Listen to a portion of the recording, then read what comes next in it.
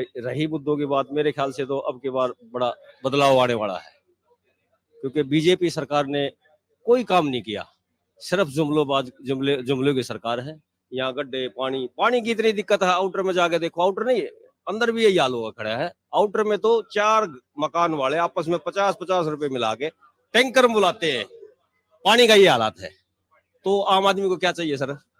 बिजली, पानी, रोड, ये तीनों में से कोई चीज यहाँ मुकम्मल नहीं मिल रही। तो आने का तो कोई सवाल ही नहीं, अब की बार बीजेपी का तो यहाँ तो नहीं है, नहीं आएगी। बीजेपी नहीं आ रही सुंदर जी को। सर आपका शुभ नाम? मेरा नाम पंकज है जी, पंकज जी। आपको लगता है कि कुछ हुआ है 5 साल में बेहतर? क्या हो सकता है यहाँ पर? एक तो स्थानीय मुद्दे होते हैं जो बड़ा प्रभावित करते हैं चुनाव को, दूसरा क्योंकि कई बार नेता कहते हैं ये देश का चुनाव है, तो किस तरीके से देख? नहीं, देश का चुनाव कैसे है? जब तक देखो जहां हम रह रहे हैं हमें तो वहां चाहिए सुविधाएं। जब मूलभूत सुविधाएं नहीं मिलेंगी तो देश क्या कहाँ बढ़ेगा? देश पहले कहाँ था और आज कहाँ है? हमारा प्रदेश पहले कहाँ था और आज कहाँ है? आज हम बेरोजगारी में हरियाणा नंबर 1 है, जबकि हम 10 साल पहले रोजगार देने में, प्रति व्यक्ति आय में हम सबसे आगे थे। आज देखो डर का माहौल है, रोज 5-4 स्नैचिंग हो रही हैं, कोई किसी को पकड़ने वाला नहीं है, कोई कुछ नहीं है। ये चीजें, आदमी को मूलभूत सुविधाएं चाहिए, आदमी अपने घर से निकले। औरतों का आज आप 8 बजे के बाद औरतें घर से नहीं निकल सकती, ये पॉश कॉलोनियों की बात है। मोहल्लों में तो अलग ही। देखो नशा, हम पंजाब से आगे निकल गए नशे के मामले में पिछले 10 साल में। अगर आप नशे की वजह से, ओवरडोज से अगर आप डेथ रेशियो देखें, हम पंजाब से आगे हो गए हैं। तो ये क्या है? आदमी बेरोजगारी है, बेरोजगार होगा वो नशे की तरफ जाएगा।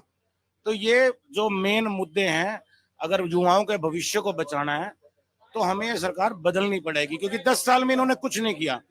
कंपैरिजन करें, 10 साल पहले हम कहाँ स्टैंड कर रहे थे, अब हम कहाँ हैं?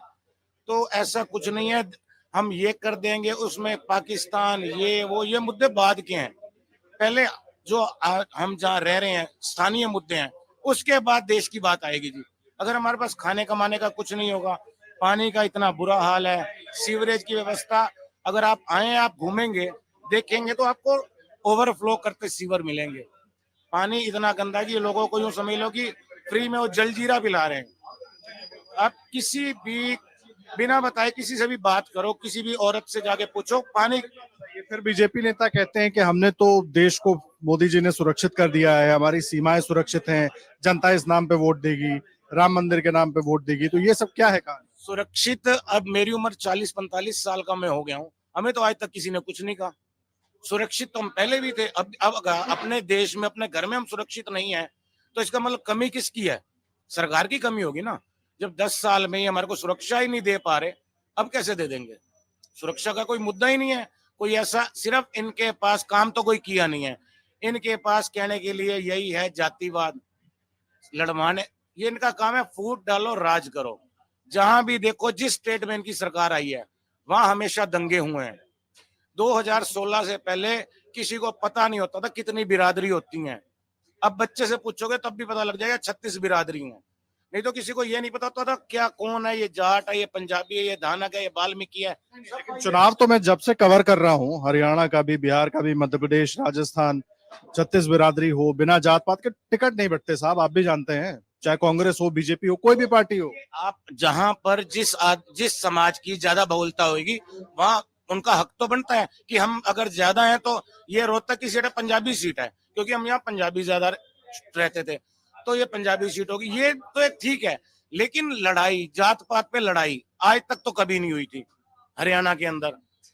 जो हरियाणा जब से बना है, पहली बार ये 2016 में जात पात की लड़ाई हुई है।